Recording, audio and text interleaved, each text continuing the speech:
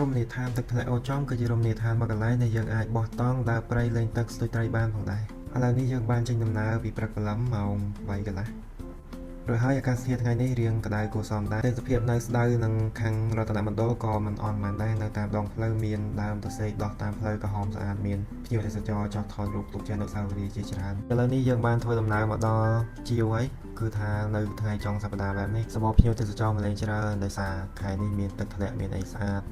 គឺថ្លាល្អហើយមានទុរេនគឺខែនេះពេញទុរេនពីច្រើនបងប្អូនយើងមកលេងសម្លូតគឺសំដៅមកជាការទុរេនហើយឥឡូវនេះខ្ញុំក៏បានទិញបាយទិញម្ហូបដែរដើម្បីទុកយកទៅញ៉ាំនៅគោលដៅយើងគឺទឹកធ្លាក់អូជាប់បន្ទាប់មកខ្ញុំក៏បានធ្វើដំណើរទៅតាមផ្លូវបន្តទៀតនៅតាមផ្លូវគឺទេសភាពស្អាតមានស្មៅមានដើមឈើដោះពណ៌បៃតងស្អាតមែនទែន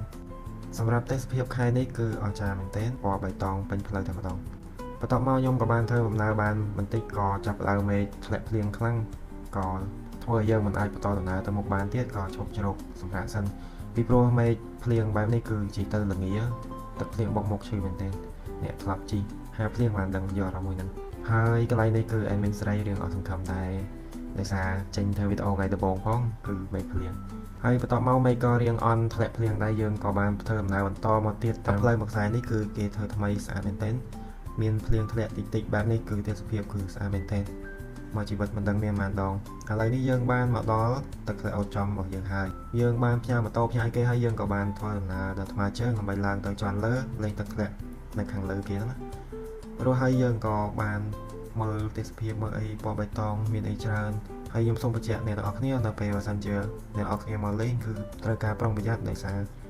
ដើរតាមនេះគឺមានថ្មមានអីល្អមានទឹកមានអីចឹងអាចបង្កជាគ្រោះថ្នាក់អញ្ចឹងយើងក៏បានតដំណើរទៅមុខទៀតទៅដើរចេះតែដើរទៅដាក់កាមេរ៉ាថតដើរមើលព្រៃភ្នំមើលអីដើម្បីរំសាយអារម្មណ៍បាត់ទុកកង្វល់មានអីពេលមកមើលឃើញទេសភាពបែបនេះគឺស្រស់ស្រាយយើងអាចគិតអ្វីថ្មីចេញបន្តទៀតបានសម្រាប់កន្លែងនេះយើងធ្វើដំណើរដោយការប្រុងប្រយ័ត្នទាំងអស់គ្នាដើម្បីសុវត្ថិភាពប៉ុន្តែនិយាយថា admin ស្រីគឺដើរលឿនមែនទែនមកផ្ទះទៅដល់លើតែចោលខ្ញុំបាត់ហើយខ្ញុំមកឡើងទៅថតវីដេអូផ្ញើអ្នកនរគ្នាមើលហើយយើងមកដល់ទឹកធ្លាក់មកកម្រិតនេះវារៀងតិចដែរប៉ុន្តែស្អាតដោយសារមានទឹកធ្លាក់មកថ្លាល្អ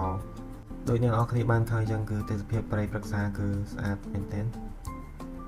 សម្រាប់រដូវវស្សាគឺទេសភាពបែបនេះតែតែមានកន្លែងនេះយើងហត់ពេកចឹងក៏បានសម្រាប់ទៅព្រោះចិត្តដល់គោលដៅទឹកធ្លាក់កន្លែងទឹកធ្លាក់ធំដែលយើងបានទៅហ្នឹងកន្លែងនេះខ្ញុំក៏បានចេញសប្ដៃបន្តិចដែរប៉ុន្តែសប្ដៃវាមិនសមយើងមិនចេះសប្ដៃថ្មទូចញៀបធ្វើដើរហើយណាឥឡូវនេះយើងបានមកដល់គោលដៅរបស់យើងហើយគឺថាទឹកធ្លាក់ថ្ងៃនេះមានបងប្អូនយើងមកលេងច្រើនពិតជាអ៊ូអរមែនទែនហើយកន្លែងនេះខ្ញុំឃើញទេសភាពស្អាតពេកក៏ចាប់ផ្ដើមថតរូបលេងទៅទុកជាអនុស្សាវរីយ៍ដល់មកខ្ញុំក៏បានចុះលេងទឹកទៅដោយសារត្រង់អត់បានទេដើរទៅបែកញើសក្តៅបានចុះលេងទឹកគឺត្រជាក់ស្រួលមែនទែនទឹកនៅនេះត្រជាក់ដូចទឹកកកអញ្ចឹងអ្នកនរគ្នាកន្លែងនេះខ្ញុំសុំ taxi តិចហើយកុំប្រកាន់អីអធិស្ឋានអ្នកនរគ្នាតមកយើងក៏បានលោតប៉ុន្តែកន្លែងនេះបើសិនអ្នកដែលអត់ដែលមានបទពិសោធន៍លោតទេកុំធ្វើតាមខ្ញុំអីអ្នកគ្នាអាចមានគ្រោះថ្នាក់ហើយឥឡូវនេះយើងបានចុះទៅវិញហើយក៏បានស្ទូចត្រីលេងព្រោះអីដើរឃើញមានត្រីមានអីចឹងអ្នកគ្នាហើយខ្ញុំត្រឡប់ខ្ញុំទៅណាដើរលេងខ្ញុំយកស្ទូចយកទៅទៅតាមអញ្ចឹងឃើញតាណាស្ទូចទៅនឹងឯងត្រីវាមិនសូវជាធំមែនទេត្រីទូចអីដែរប៉ុន្តែយើងស្ទូចសប្បាយអ្នកគ្នាត្រីក៏ខ្ញុំអត់ដឹងអាចជាប្រភេទត្រីអីដែរដោយសារយើងអត់សូវស្គាល់វាត្រីប្រភេទត្រីភ្នំដាក់ភ្លាមស៊ីភ្លាមអញ្ចឹង